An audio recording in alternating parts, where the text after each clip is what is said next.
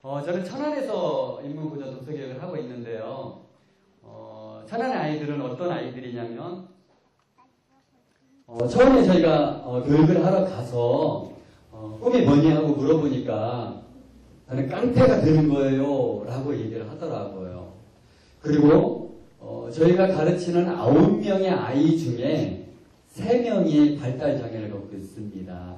그래서 이런 아이들, 또 한 아이는 제가 얘기해 보니까 아버지는 공사장에서 일을 하다 허리를 다쳐서 척추 10개를 수술을 하셨다고 하시고, 어머니도 양쪽 무릎을 수술을 하셨는데 생계를 돌볼 사람이 없으니까 어머니는 붕어빵하고 오뎅 장사를 지금 겨울에 추운데 하고 계시다고 합니다. 그리고 동생은 언어장애를 갖고 있어서 공부나 뭐가 이렇게 전혀 안 되는, 과연 이런 아이들인데요.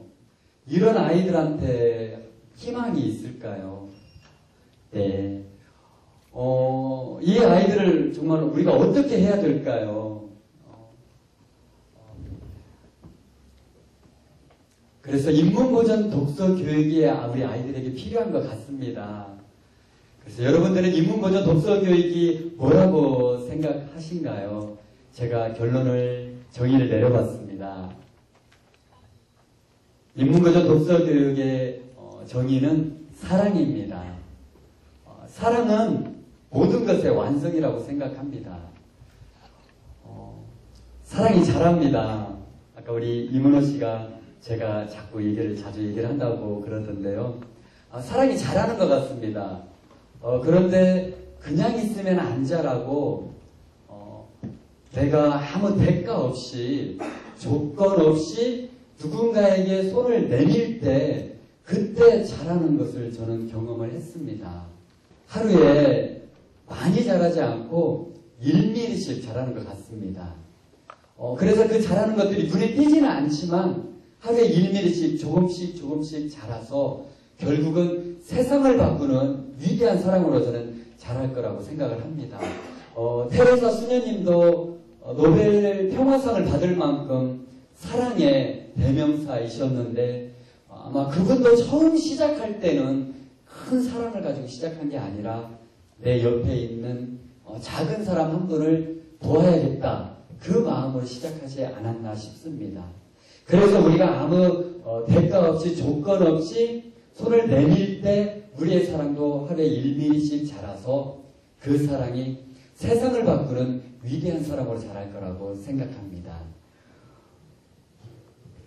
성공의 필수 요소가 있습니다. 많은 사람들이 2가지를 원하는 것 같습니다. 첫째는 성공이고요. 2번째는 행복인 것 같습니다. 그런데 어떻게 하면 성공할 수 있고 어떻게 하면 행복할 수 있을까요? 거기에 대한 정의를 내려봤습니다. 이것도 역시 사랑입니다. 사랑이 있을 때 성공할 수 있고 사랑이 있을 때 행복한 것 같습니다. 제가 사랑으로 성공한 사람 3분을 모셔봤습니다. 잘 아시죠? 광화문에 있는 분인데요. 세종대왕이십니다. 세종대왕이 대한민국 역사 이래 가장 위대한 왕으로 칭송을 받습니다. 그 뒤에는 사랑이 있었습니다. 노비들에게 출산 휴가를 주신 왕이십니다. 노비에게 출산 휴가를 줬더니 혼자 애 낳고 하다가 죽는 경우가 있었습니다. 그래서 그 노비의 남편에게까지 출산 휴가를 주셨던 분이 바로 세종대왕이십니다. 한글을 만드셨습니다. 왜 한글을 만드셨냐면 글을 몰라서 나라에서 뭔가를 좀 좋은 걸 전해주고 싶은데 글을 모르니까 그걸 받아들이지를 못합니다. 그래서 쉬운 글 한글을 만드셨습니다. 집현전 학자들에게 이렇게 얘기했다고 합니다. 우리가 죽자. 우리가 공부하다가 죽자. 우리가 한글을 만들다가 죽자. 백성을 위해서. 그렇게 했다고 합니다. 2번째 분이 있습니다. 김구 선생님이신데요. 독립운동을 했던 가장 위대한 분이라고 생각합니다. 이분이 김구 선생님이 사랑의 눈을 뜬 계기가 있습니다. 독립운동을 하다가 일본 순사에게 잡혀서 고문을 받았습니다. 밤새 고문을 받고 아침에 풀려나면서 김구 선생님은 눈물을 흘렸다고 합니다. 그냥 눈물을 흘릴 정도가 아니고 대성통곡을 했다고 합니다. 왜냐하면 일본 순사를 보니까 밤을 새워서 자기를 고문을 하더래요.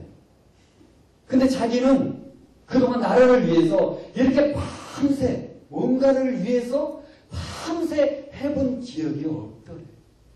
우리가 일본에게 나라를 뺏긴 이유가 이거구나. 일본은 나라를 위해서, 일본을 위해서 밤을 새워가서 나라를 고문해서 정부를 빼내려고 하는데 우리 조선의 백성들 중에는 정말 나라를 위해서 밤을 새워가면서 무엇을 하는 사람, 사랑해서 우리가 졌구나. 나라를 사랑하는 마음에서 우리가 졌구나. 그때 사랑의 눈을 뜨고 정말 위대한 독립가로 임시정부의 대통령으로 이렇게 활동을 하셨습니다. 한 분이 또 있습니다.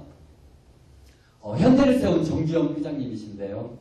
이분은 강원도 통천분인데 팔남매의 장남으로 태어났습니다. 그래서 공부를 많이 할 수가 없었습니다. 빈농의 아들로 태어났기 때문에. 그래서 소학교 조금 다닌 게 전부였는데요. 이런 분이 좋은 곳에 취직할 수는 없었습니다. 그래서 인천의 부둣가에서 하역 작업을 하는 사람이었습니다. 그런데 이분이 다른 분들은 육체 노동을 하기 때문에 힘들기 때문에 일이 끝나면 술을 먹으러 이렇게 갈 때 이분은 꿈이 있었습니다. 나도 위대한 사람이 한번 돼봐야겠다. 그래서 그 꿈 때문에 다른 사람들은 술을 먹으러 이렇게 놀러 갈 때 이분은 책과 씨름을 합니다. 책과 씨름하다가 이분이 사랑의 눈을 뜨게 됩니다.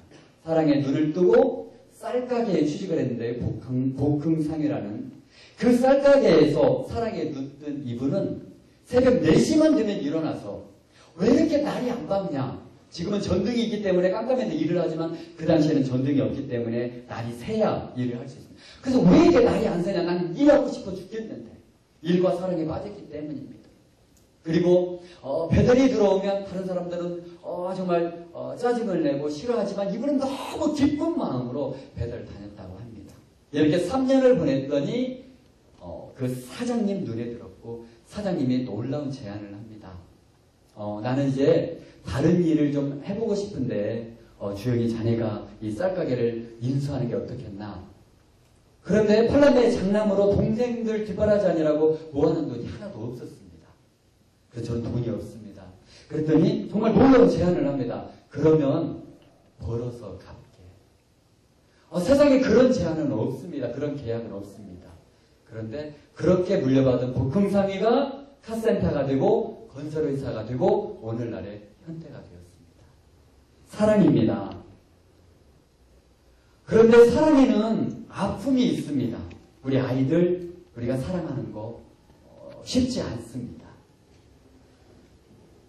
공자님도 소크라테스도 예수 그리스도도 사랑의 화신이었습니다. 그런데 이 세상을 살면서는 크게 인정받지 못한 사람들이었습니다. 공자님도 평생 주유를 세상을 떠돌이 생활하셨고요. 소크라테스는 독배를 마셔야 했습니다. 그리고 예수 그리스도는 십자가를 지셨습니다. 이들은 인정은 받지 못했지만 그러나 그들의 정신은 2000년이 지난 2500년이 지난 오늘까지도 남아있습니다. 그 정신이 바로 사랑입니다. 우리에게 정말 사랑이 필요합니다. 어떤 마음으로? 죽는 날까지 하늘을 우러러 한 점 부끄러움 없이. 저는 그게 사랑이라고 생각합니다. 나에게 사랑이 있다면 내가 죽는 날까지 정말 하늘을 우러러 한 점 부끄러움 없는 삶을 살 수 있다고 생각합니다. 사랑이 답입니다. 여러분 모두가 정말 꿈, 독서, 창조적 인재가 되셔서 또 그 창조적 인재가 되어서 이룬 성취로 나눔의 삶을 사는 여러분 모두가 되었습니다. 사랑이 답입니다. 감사합니다.